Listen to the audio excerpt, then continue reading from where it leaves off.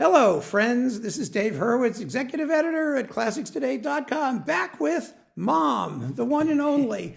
Because as you know, we're doing our series of pieces of music that I can't live without and that you can't live without.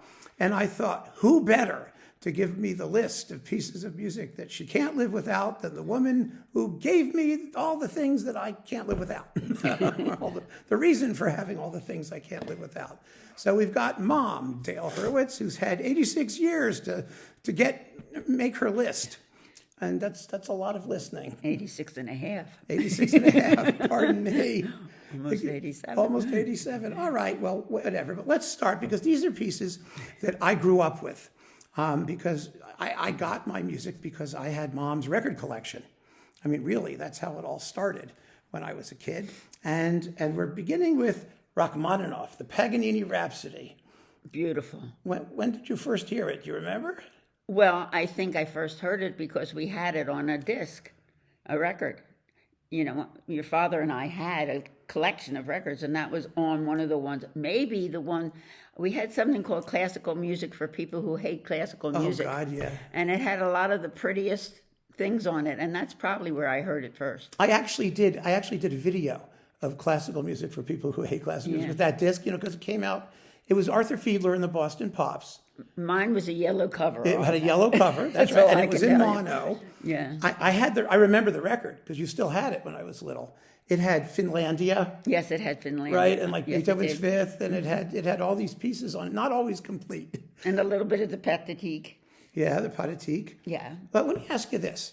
Give me your opinion on this. Why would people who love classical music buy a record called Classical Music for People Who Hate Classical Music? I don't know if it was, I don't know. I don't know if it was mine or your father's. It sort of came with the wedding. Okay. And we had it. I don't remember why we had it particularly. You think someone just gave it to you? Maybe one of my uncles who were always giving me things like that. When they came back from World War II, they gave me all kinds of boxes of music, of show tunes and things like that. And that was probably one of them. Because I always had a theory that, that classical music for people who hate classical music and classical music for dummies and all these things, they're not for people who hate classical music, because they're not going to want to listen to it. They hate it.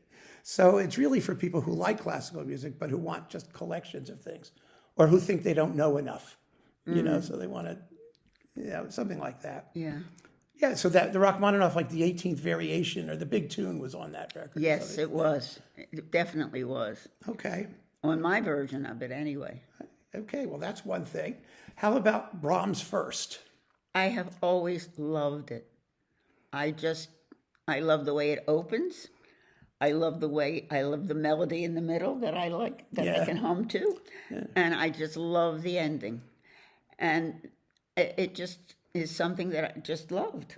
And I have, as he just noted today, I have several versions of it. Yes. And because I play it a lot.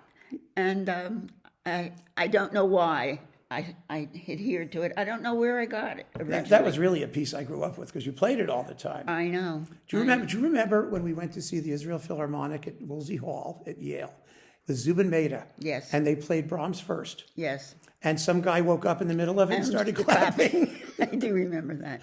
And the whole violin section cracked up, and Zubin Mehta turned around and looked like him, like he I wanted do to remember kill him. that. But you took me there because I love that. Yeah. And you went with me. No, we all went. It was a family thing. We all went? It was like a UJA benefit thing. Okay. Well, I remember because Dad was there and you were there and I was Okay. there. I mean, you may even have stuffed Daniel. My brother may have come unwillingly. But I remember we were all there. That guy, all of a sudden in the middle, wakes up and starts applauding madly. And I thought of that not recently, but in a few years back, when I had a friend who decided she needed to know something about it and wanted to go to Woolsey Hall, and they were doing Brahms First, and I took Janice. Yes, Janice. And I took her, and I was just so afraid she would start clapping at the wrong time. But she loved it. Oh, that's good. That's funny. It's actually the Tchaikovsky Fifth that usually freaks people out, because it has that big stop in the middle of the finale. Yes, that's true. The ending, and That's and true. they wait to see if someone's going to applaud. Oh, that's coming up. But before we get there, Beethoven's Pastoral Symphony, the piece that just turned me on to classical music. The reason I liked it so much was I could follow the theme in each part of it, What he's trying to describe in each movement. It really worked for me. I mean, I always loved the part where I hear the storm coming. Yeah. And I like the little dancing part. Yeah. And it just was, I thought it was beautiful. It is beautiful. And I listened to it, yeah. Well, and I asked you what the word meant when I was learning how to read, and you said, look at the cover. It had Bruegel's The Harvesters. It was William Steinberg with the Pittsburgh Symphony. Well, just yesterday, this is so funny, just yesterday, I got a booklet from something that something I was going to, also a charity thing, and it was about food pantries and things. And on the back cover, was Bruegel. Was Bruegel. Yeah. And as I read the whole thing while the person was talking, and I turned to the last page and I went, "Oh my God, David should see this." That's it. And right, going through our head, it was da da da da da da da da da da da da. Okay, Beethoven's Fifth, the second movement. I just loved the rhythm in the second movement of it, and I had a professor who also loved it and talked about it in my French class. And I don't know why, it just really hit him and hit me. I used to babysit for his children, as a matter of fact. And it was really, I think of him and I think of those classes and I think of those beautiful children that I took care of. And it really makes me very happy to hear it. Cool. That's a good reason to listen. Yeah, it makes you happy. Absolutely. As compared to if you're going to get onto pictures at an exhibition. We'll get there. Okay. We're coming. All right. We made a list. Okay. Whereas we're both getting old, so we had to write these down. Actually, we don't know if we counted correctly. We're not quite sure how much is on the All list. right, go. Tom Lehrer, songwriter. We have to talk about Tom Lehrer because Mom was there at the creation in Boston. He's very, very funny. Yeah. He's very irreverent. Yes. And one of my professors was his roommate at Harvard when they were young.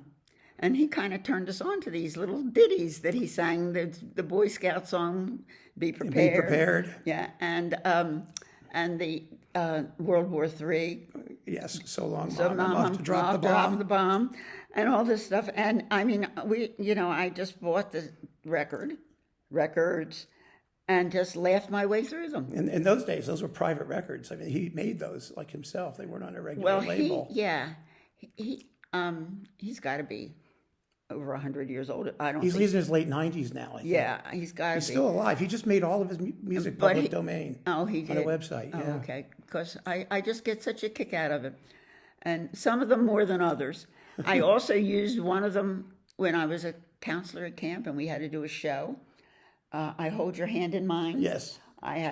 Our group did that as an act, so to speak. I'm sorry now I killed you. Our love was something fine, but until they come to get me, I will hold your hand in mine. Yes. We sang, me and my friends, we sang that and acted out the whole thing. I don't know. I was not. You had a piece of a hand somewhere. Somewhere we did.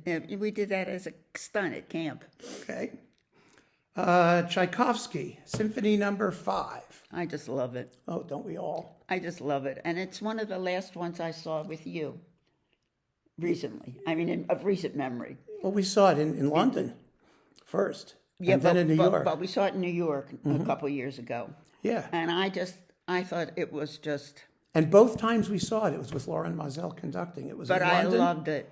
And I've always loved it. And I just sit entranced. And I play it whenever I feel that I want to be entranced. Entranced. You had words to the song, the tune in the second movement. Yeah, well, your fraternity or sorority or something. It was a sorority. It was not my sorority. It was the other sorority in our high school. Sigma they Phi used to Sigma. Sing, yeah, they used to sing that. And sisters we called the sisters we called the And I used to, and I just thought it. But that wasn't the part of it that I liked.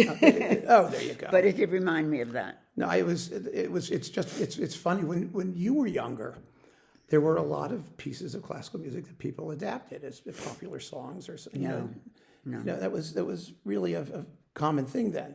Yeah. And we heard these tunes in cartoons and other things. I mean, there was a culture of classical music that Well, there we still also is. do. There still is. It pops up sometimes. You'll watch something that's violent on television, and then there's this crashing sound that comes from from a movement. Yeah. The Pathétique Symphony. Or another one that I just loved. I just thought it was beautiful, and listened to it a lot. Well, it is. And it's depressing at the end. I don't find it that way at all. Really? I find it relaxing to listen to. I really do. The march is great. Having lost my parents and things, and since it's Mother's Day coming up, and I think about things like that, and just it's not an unhappy memory for me. Okay, that's fair. Oh, yes. Next, Chopin, his Prelude No. 20 in C minor. That is an event to me. When I was young, I went to camp every summer. My mother was ill and went into the hospital in the summer, which I didn't know until I was older. And I went to camp. And in order to go, we had religious services at camp. And we had to wear whites and march in, and that's what we marched into. So when I heard it on something else one time, I had this incredible desire to put on a white T-shirt, a pair of shorts, and start marching. And it's just, but it brings back, that's another thing. That was a very happy time in my life. And I kind of think about it and smile. It's funny because it's a very solemn piece. I know, but that's what we marched. It's not exactly we marched chipper. in and out to that, and I think that it's funny to see groups of young people dressed like that going in, and of course the kids, they don't want to go to religious services particularly, right. But that was so. Whenever you hear it, I just think about those times. I'm sure Chopin would be just tickled pink knowing that his prelude was being used as marching music at a Jewish camp. At a Jewish camp. He was not known for his tolerance. Well, that was what it was. That's what we did. That's when we went to services on Friday night to that music. Oy vey. Pardon me. Okay, the New World Symphony. I remember your recording of that when I was growing up. Well, you had it. I liked it because I liked the noise in it. Yeah. And you liked noise. Yeah, thank you. You were always somebody that liked noisy things. Yes. And that's very true. yeah, and I just I don't know why I adhered to it, but something about it, because I'm so terribly patriotic American. And I just, the whole idea of a New World Symphony to me was just beautiful. Okay, that's fair. Yeah. Yeah, all right. Schubert, the Unfinished. Oh, I love that. I just can't listen to it without thinking of you dusting. This is my dusting music. It was dusting. It just flowed right along, and I could not understand how you could have something published as unfinished. Well, he died. I know. He didn't publish it. He died. I know, but you remember that I first heard it when I was young. Yeah. And then it was a big deal that it was unfinished. And I was part of, to tell you the truth, it was one of the pieces in the music appreciation class that my friends were taking in college, which I did not take. Oh. But they would come home and play, and that was one of the things. And they would sing things. They made up little verses to things. This is the symphony that Schubert never finished. Yeah. Yeah, but let's be clear about one thing. You may have been young when you heard it, but you are not that old. No, I was not that old. It wasn't new when you heard it. No, Schubert, no. You realize it wasn't performed till 1867. Sweetheart, you were born when I was 22 or 22, Yeah, something like that. it was, yeah. No, because I was married very young. I was married when I was 19 or 20. No, you were older than that. No, I wasn't. You were 20. I was 20. Okay. Please. I was Let's not exaggerate. I was a junior in college, Okay. and I was born on your second anniversary. That's true. You were. And Schubert had been dead for about 100 years, 150 years. I know, but I probably heard it elsewhere even earlier, and probably just the unfinished part of it just fascinated me. I just wanted to make it clear, she's old, folks, but she didn't know Schubert. I just want to be absolutely clear about that. Everything has its limits. Has its limits. Liszt, Hungarian Rhapsody No. 2. Well, I have told you before how I couldn't play the piano very well. Yeah. But that was something that my music teacher played. Oh, The first music teacher I had, she played that, and I saw the music on her piano, and I've always liked it, and I always think about her very fondly. This is not the one that told me I was never, the one that my father told me to never play again. This was my first music teacher when I was really pretty young. Well, that was like me with Debussy's Children's Corner, Golliwogg's Cakewalk. I wanted to learn the piano because I wanted to play a particular piece that I really liked. Well, I don't know why she showed me that particularly. I really don't remember. To show you what never would happen. She's long, she was long gone. I had her when I was a kid in Wilmington.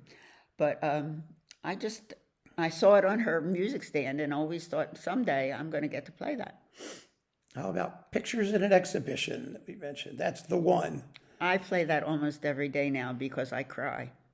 You cry? I cry when we get to the Great Gate of Kiev. All I think about is the war, and it just really moves me to tears.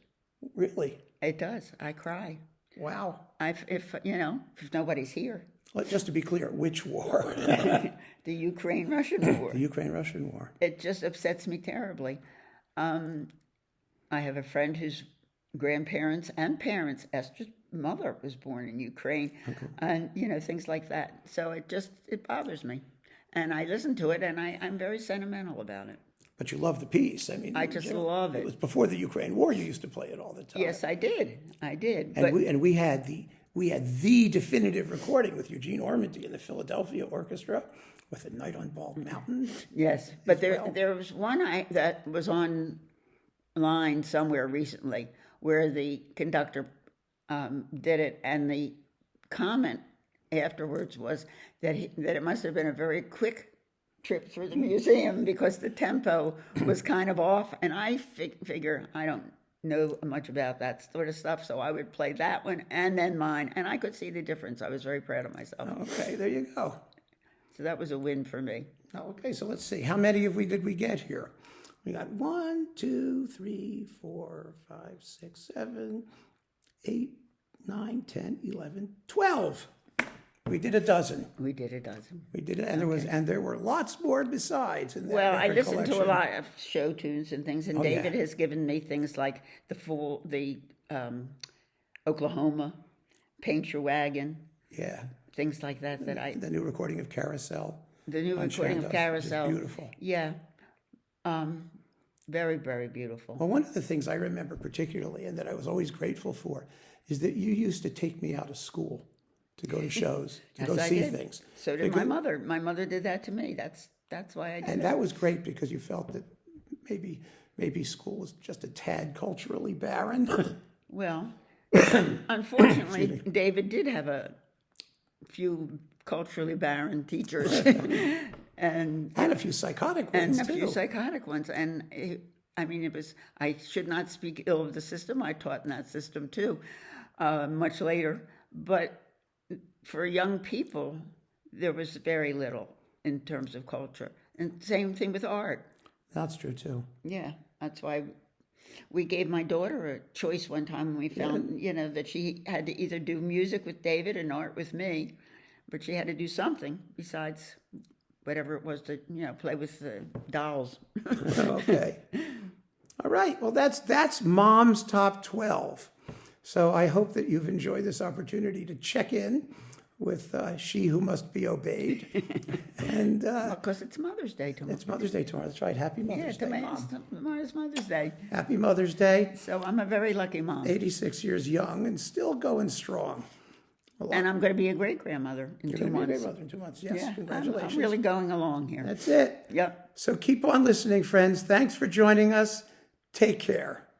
You can say that too. Thanks for joining us. Take care. There we go. Take care, folks.